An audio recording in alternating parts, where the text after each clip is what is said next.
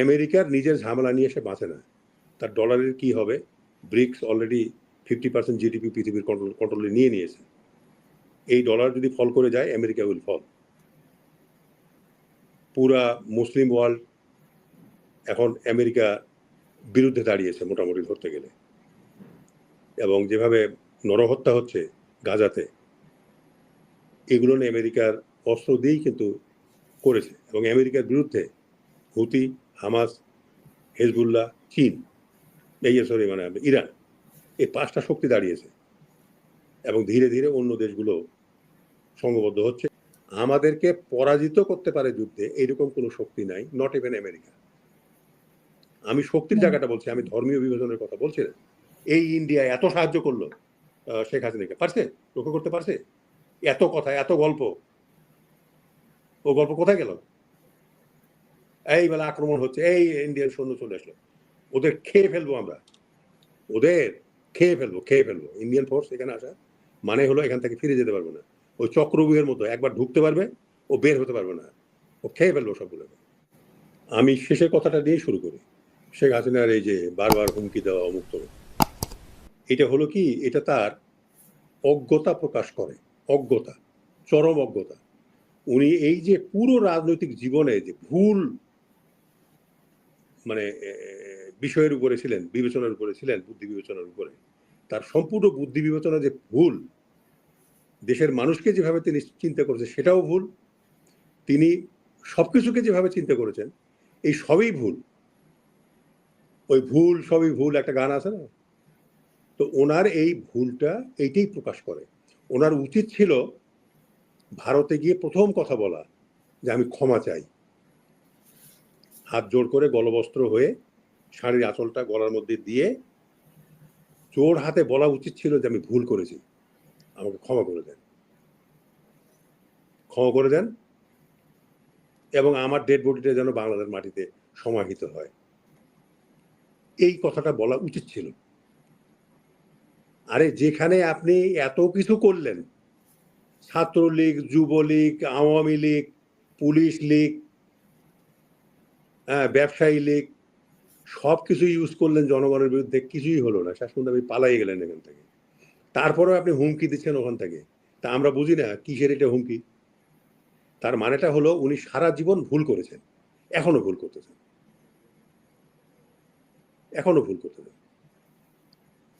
হ্যাঁ, তো কাজেই এই ভুল, এটা তার অনভিজ্ঞতার প্রমাণ। তিনি একজন বোকা মানুষ, তিনি রাজনীতিও বোঝেন না, উনি কিছুই বোঝেন না, সামাজিক জ্ঞান সম্বন্ধে ওনার কোনো কিছু ধারণা নেই, কোনো ধারণা নেই। তো কাজেই আমার ধারণা হয় যে তিনি এই বারবার যে ভুল করতেছেন, এইটা ইনি ভুলের মধ্যেই থাকবেন সারা জীবন, এটাই হলো কথা। ওই এক লোককে ওই মানে মারা গেছে, তো মারা যাওয়ার পরে তাকে গোসল দেওয়া হয়েছে, কাফন পরানো হয়েছে, কবরে নামায় যখন মানে ওই কাঠ বাঁশ দিয়ে তার কবর মানে মোটামুটি আর একটা দুটো লাগালেই শেষ হয়ে যায়, তখন সে ধর্ম করে মানে নড়ে চড়ে উঠছে আর কি। তো সব লোক বলে যে কি ব্যাপার, আপনি তো মরে গেছেন, এই যে আপনি বেঁচে উঠেন। বলে আমি নিঃশ্বাস নিতে ভুলে গেছিলাম, আমি নিঃশ্বাস নিতে ভুলে গেছিলাম। তো প্রশ্ন হলো যে শেখ হাসিনা সারা জীবন ভুল করেছেন, এখনো ভুল করতেছেন উনি। আমি তো বলি,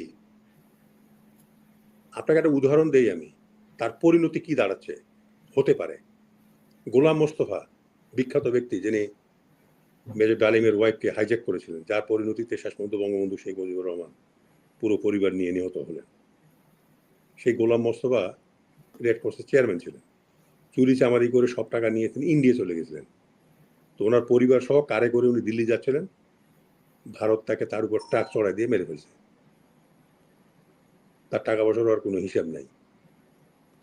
এই শেখ হাসিনা এখান থেকে কত কত সুটকেস নিয়ে গেছে, তার মধ্যে কত ডলার ছিল, কত বাংলাদেশি কারেন্সি ছিল, এগুলো কেউ আমরা জানি না। এখন প্রশ্ন হলো, যেদিন তার ফাঁসির আদেশ হবে এখানে, 400 উপরে বোধহয় খুনের মামলা হয়েছে, যে কোনো একটা কোর্ট থেকে ফাঁসির আদেশ আসবে, সেদিন সে হাফ ডেড হবে। আর সপ্তাহখানেক পরেই বোধহয় আমরা শুনতে পারবো যে তিনি হার্ট অ্যাটাকে মারা গেছেন। এটি খুব যৌক্তিক, যেতেই পারে। ৭৭ বছর বয়স, ফাঁসির আদেশ হয়েছে, এটা শোনার পরে উনি মৃত্যুবরণ করলেও করতে পারেন। এইরকম একটা পরিণতির ধারণা হয় আমার আর কি। তো ওইটা উনি চিন্তা করতে পারবেন না। ওই নিশা নেওয়া যেমন একটা মানুষ ভুলে গেছিল, উনি ওই ভুলেই থাকবেন। মানে এই জন্যই হুঙ্কার দিয়ে নিজের অবস্থান, এই জন্য হুঙ্কারটা উনি দিচ্ছেন। এখন বাকি যে প্রশ্নগুলো আপনি করলেন ট্রাম্পের বিষয়ে, দেখেন বিএনপিকে আমেরিকা ক্ষমতায় নিয়ে আসবে, স্যাংশন দেয়, ওই করে সেই করে। হ্যাঁ, তো শেষ পর্যন্ত তো আমরা তো দেখলাম যে কি হলো, পিটার হাস কি করলেন, শেষ পর্যন্ত হাঁসকে জবাই করে ফেললো। এ কথা তো আওয়ামী লীগও বলছে, হাঁসকে জবাই করে ফেলছে। আমেরিকার নিজের ঝামেলা নিয়ে এসে বাঁচে না। তার ডলারের কি হবে? ব্রিক্স অলরেডি 50% জিডিপি পৃথিবীর কন্ট্রোলে নিয়ে নিয়েছে। এই ডলার যদি ফল করে যায়, আমেরিকা উইল ফল। পুরা মুসলিম ওয়ার্ল্ড এখন আমেরিকা বিরুদ্ধে দাঁড়িয়েছে মোটামুটি ধরতে গেলে। এবং যেভাবে নরহত্যা হচ্ছে গাজাতে, এগুলো নিয়ে আমেরিকার অস্ত্র দিয়েই কিন্তু করেছে। এবং আমেরিকার বিরুদ্ধে হুতি, হামাস, হেজবুল্লাহ, চীন, মানে ইরান, এই 5টা শক্তি দাঁড়িয়েছে। এবং ধীরে ধীরে অন্য দেশগুলো সংঘবদ্ধ হচ্ছে। এবং আমার ধারণা হয় একটা নিউক্লিয়ার যুদ্ধ, পারমাণবিক যুদ্ধ দ্বার প্রান্তে আমরা পৌঁছে গেছি, এবং সেটা ঘটবে ইনশাল্লাহ। আমি এশিওর করতে পারি এই যুদ্ধটা ঘটবে, তৃতীয় বিশ্বযুদ্ধ ঘটবে, নিউক্লিয়ার অস্ত্র ব্যবহার হতে পারে। কারণ হলো, আমি এখনো একটু কনফিউশনে আছি যে এটাকে গাজাকে নিয়ে হবে মিডল ইস্টে, না পুতিন আর ওই ইউক্রেন নিয়ে হবে। তো বোধহয় ইউক্রেন নিয়ে হওয়ার আমার প্রথম থেকে ধারণাটা ছিল যে ইউক্রেন নিয়ে হবে। কারণ হলো, যে অস্ত্রগুলো, মানে মিসাইলগুলো, যেটা ইন্টারকন্টিনেন্টাল মিসাইল সাপ্লাই দিয়েছে আমেরিকা ইউক্রেনকে, সেগুলো রাশিয়ার বিরুদ্ধে ব্যবহারের অনুমতি দেওয়া হয়েছে। এখন রাশিয়ার বিরুদ্ধে অনুমতি দেওয়া মানে এগুলো তাদের নিউক্লিয়ার সাইলোগুলো যেখানে যেখানে আছে, সেই জায়গাগুলোতে কিন্তু এই নিউক্লিয়ার বমগুলো গিয়ে পড়বে, এই মিসাইলগুলো গিয়ে পড়বে। এইটা যদি পড়ে, আমার ধারণা হয় ইউক্রেনের বিরুদ্ধে পারমাণবিক অস্ত্র ব্যবহার করবে রাশিয়া। কেন, রাশিয়ার প্রেসিডেন্ট পুতিন একটা বলেছিল, যদি রাশিয়া না থাকে তাহলে পৃথিবী থেকে লাভ কি। অতএব এই আমেরিকা এবং ইউরোপ, ন্যাটো এই রাশিয়াকে প্রভোক করেছে ইউক্রেন আক্রমণ করার জন্য।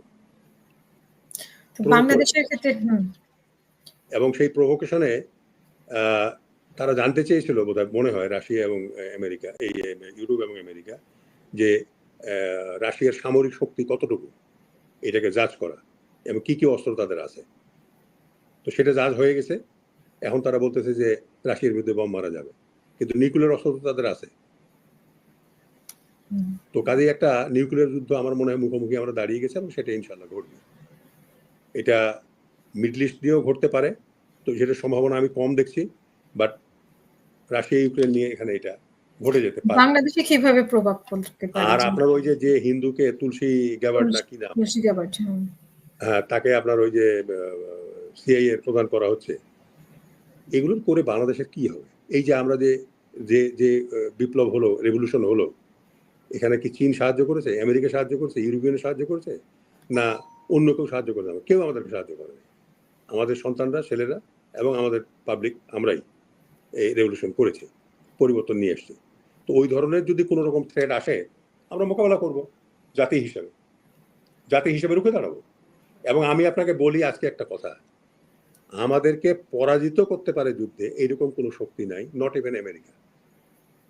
আমি শক্তির জায়গাটা বলছি, আমি ধর্মীয় বিভাজনের কথা বলছি না। আমাদের 18 কোটি লোক, আমাকে তো একজন চ্যালেঞ্জ করতে বলছে যে গভর্নমেন্ট বলে 16 কোটি 17 কোটি, আপনি বলেন 18 কোটি। আরে 18 কেন, এটা 20 কোটি হইতে পারে। আমাদের এখানকার আদমশুমারি আমরা বুঝি না, এখন হয়ে গেছে ইংরেজি সেন্সাস। আদমশুমারিটা ঠিক ছিল। তো আদমশুমারি তো আমরা জানি কিভাবে আদমশুমারি হয়। ওই প্রধানমন্ত্রী বললেন যে বাংলাদেশে কত গরু আছে আমার জানা দরকার। তো পশুমন্ত্রী ওই পশু মন্ত্রণালয়ের সেক্রেটারিকে ডেকে বলল,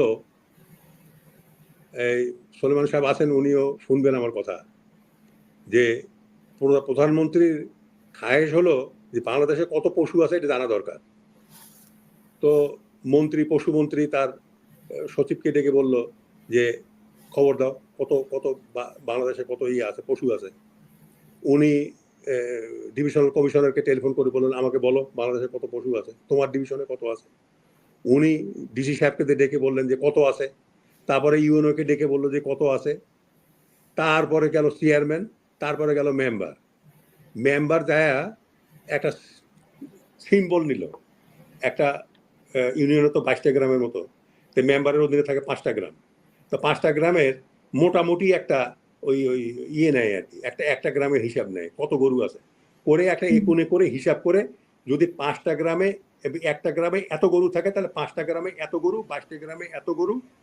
হ্যাঁ, একটা ডিভিশনে এত, এই জেলার মধ্যে এত গরু, একটা ডিভিশনে এত জেলায় এতগুলো গরু, একটা হিসাব করে দিয়ে বলে দিল বিকালের মধ্যে। সকালে বলছে, বিকালের মধ্যে বলে দিল এত গরু আছে বাংলাদেশে। এই হলো সেন্সাস, বুঝতে পারছেন? এই হলো সেন্সাস। তো কাজেই এই 20 কোটি বা 18 কোটি লোকের মধ্যে 14 কোটি লোক মুসলমান, ধর্ম এক, বিশ্বাস এক, সুন্নি, খাদ্যাভ্যাস এক, আঞ্চলিকতা নাই, গোত্রগত বিভাজন নাই, আশরা বাতরাব নাই, সলিড আমরা। ধরলাম মহিলা বাদ দিলাম 50%, আর ওই বৃদ্ধ আর শিশু মিলে তো 7 কোটি লোক পাওয়া যাবে। 14 কোটি হাত, 14 কোটি হাত আমাদের দেশকে রক্ষা করার জন্য থাকবে। যে যাতে জীবন দিতে পারে, তাদেরকে পরাজিত করতে পারে পৃথিবীতে কোনো শক্তি নাই।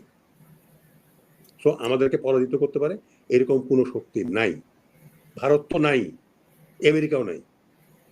এটা জাতিকে আমি বলবো আমার কথা বিশ্বাস স্থাপন করার জন্য আমাদের পরাজিত করতে হবে। আমাদের চিন্তার কোনো কারণ নাই। আরে পুরো জাতি ইনভলভ হয়ে পরিবর্তন নিয়ে আসতে এই ইন্ডিয়া এত সাহায্য করলো শেখ হাসিনাকে, পারছে? লক্ষ্য করতে পারছে? এত কথা, এত গল্প, ও গল্প কোথায় গেল? এই বেলা আক্রমণ হচ্ছে, এই ইন্ডিয়ান সৈন্য চলে আসলো, ওদের খেয়ে ফেলবো আমরা, ওদের খেয়ে ফেলবো। ইন্ডিয়ান ফোর্স এখানে আসা মানে হলো এখান থেকে ফিরে যেতে পারবে না। ওই চক্রব্যূহের মতো একবার ঢুকতে পারবে, ও বের হতে পারবে না, ও খেয়ে ফেলবো সবগুলো। বুঝতে পারছেন? এটা ইনিশিয়ালি সেটব্যাক হবে, তারপরে দেখবেন উইদিন এ মান্থ আমরা সংঘবদ্ধ হয়ে খেয়ে ফেলবো একেবারে ইন্ডিয়াকে। I am waiting for that.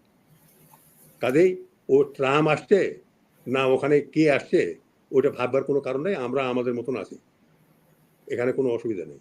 এবং ওই আমেরিকার কথা ধুয়া তুলে এখানে কোনো পরিবর্তন কোনো সুযোগ সুবিধা কারো পক্ষে নেওয়া সম্ভব বলে আমার মনে হয় না। ধন্যবাদ।